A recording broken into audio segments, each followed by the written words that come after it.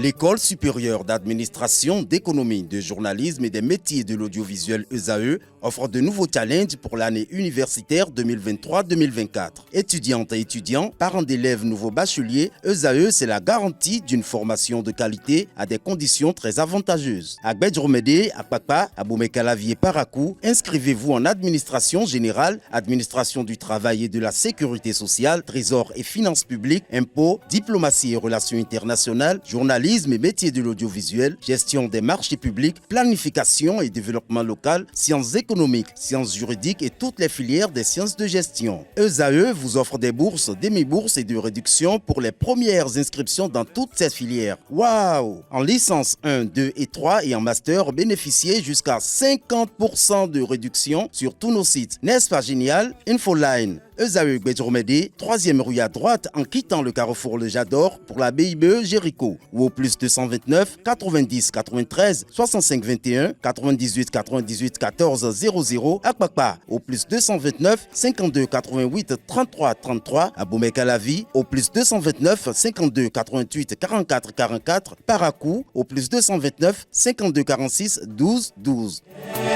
ESAE, l'excellence à un nom. Bonjour à tous, un plaisir de vous retrouver pour vous informer sur l'actualité sportive. La première édition des Jeux de l'Association des comités nationaux olympiques d'Afrique ACNOA de la zone 3 démarre ce mardi 5 décembre 2023 à Lomé au Togo. Au niveau du handball, 6 pays sont engagés. Les différentes configurations sont connues. Les Amazones du Bénin héritent de la Côte d'Ivoire et du Nigeria. Ce jour, le Bénin joue la Côte d'Ivoire à 16h demain mercredi. Le Bénin rencontre le Nigeria à 17h. La journée du jeudi 7 décembre est consacrée au match de classement et à la grande finale. Parlons toujours de cette compétition. En volleyball, les 5 pays présents à ces Jeux de l'ACNOA vont s'affronter en linéaire. Les Amazones volleyeuses démarrent face au Ghana ce matin à 9h contre le Ghana après le match inaugural Togo-Burkina Faso. Ensuite, le Bénin jouera 2 matchs le mercredi, d'abord le matin à 7h face au Burkina et l'après-midi à 16h contre le Nigeria. Le dernier sera face au pays hôte, le Togo. Les matchs de classement 3e et 4e place et la finale 1er et 2e au classement se joueront le vendredi.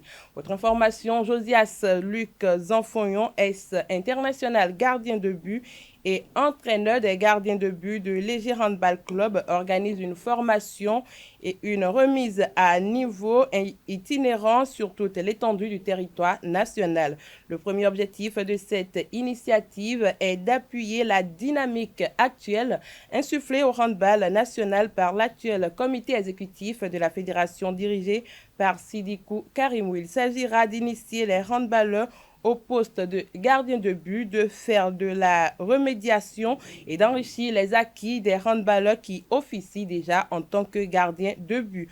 Au cours de la formation, les entraîneurs vont étoffer leur background en ce qui concerne l'entraînement du gardien de but. De façon spécifique, l'objectif est d'amener ces encadreurs à réfléchir à une approche plus globale sur ce poste, aussi bien sur les aspects techniques que tactiques, et de faire évoluer leur perception sur la place qu'ils accordent aux gardiens de but au cours des entraînements et bien aussi pendant les matchs. La formation est entièrement gratuite et aura lieu au stade René Pleven d'Apakwa le samedi 16 décembre 2023. Le samedi 23 décembre 2023, la formation aura lieu à Porto Novo au stade Charles de Gaulle. Le samedi 30 décembre à Lokossa au stade de Lokossa. Samedi 6 janvier 2024 à Parakou au stade Don Bosco et finalement le samedi 13 au 14 janvier 2024 à Natitengu à la Maison des Jeunes. Pour finir, la première édition du caravane dénommée Toutes les filles au karaté organise la organisé par la Fédération béninoise de karaté-do avec le soutien du ministère des Sports et de l'ambassade de France s'est achevé le week-end écoulé à Cotonou. Au total, plus de 500 filles ont été impactées lors de cette campagne faite de sensibilisation, de détection et de perfectionnement. Je vous invite à suivre Florence Ligan, représentante des femmes à la Fédération béninoise de karaté-do, et Roch Armel Kenom, président de la Fédération béninoise de karaté-do, qui se réjouissent du bilan de cette campagne. Un bilan très positif, parce que ça nous a permis de faire des sensibilisations au niveau des écoles, au niveau des centres de formation, au niveau des femmes en général. Par exemple, nous sommes allés au marché d'Antokwa, nous sommes allés dans l'armée pour déjà expliquer un petit peu pourquoi est-ce qu'il est important pour la fille et la femme de faire du karaté. Voilà. Et nous avons fait des camps d'initiation et de techniques de self-défense qui se sont tenus les 18 et les 25 novembre dernier pour justement doter la fille de techniques pouvant lui permettre de se défendre en cas d'attaque physique et psychologique. Au cours des sensibilisations, on a pu remarquer que les filles étaient intéressées, les filles adhéraient au message, les filles posaient des questions, elles étaient curieuses. Et puis on a pu le remarquer parce que lors des 2 camps que nous avons fait, le premier camp, nous avons quand même eu près de 400 à 500 filles qui sont venues voir de quoi il s'agissait réellement. Et surtout qui aujourd'hui se disent prêtes à faire du karaté pour pouvoir justement demain pouvoir avoir des armes pour se défendre dans la vie et pouvoir pour les petites filles réussir à l'école, parce que nous leur avons expliqué que le karaté c'est tout sauf de la violence, c'est le courage, c'est la mémoire, c'est la concentration, en fait c'est la réussite à l'école. On a eu à faire les sensibilisations du 10 au 17 dans les écoles, dans l'armée, au marché d'Antokwa, dans les lycées, à l'université, ainsi de suite, à Cotonou et dans les environs. Nous avons été jusqu'à Bada pour vous dire, vous imaginez. Après cette phase-là, nous avons initié les camps. C'est-à-dire les gens sont venus ici, on les a initiés à des techniques de self-défense, mais simplifiées. Vous savez qu'on ne peut pas, n'est-ce pas, créer Rome en un jour. Mais on leur a donné des petites choses qui pourraient déjà leur permettre, n'est-ce pas, si quelqu'un levait la main, le bras, qu'elle sache ce qu'il y a lieu de faire. Une fille qui fait du karaté, c'est une fille qui, dans un premier temps, n'est-ce pas, va prendre confiance et conscience d'un certain nombre de choses.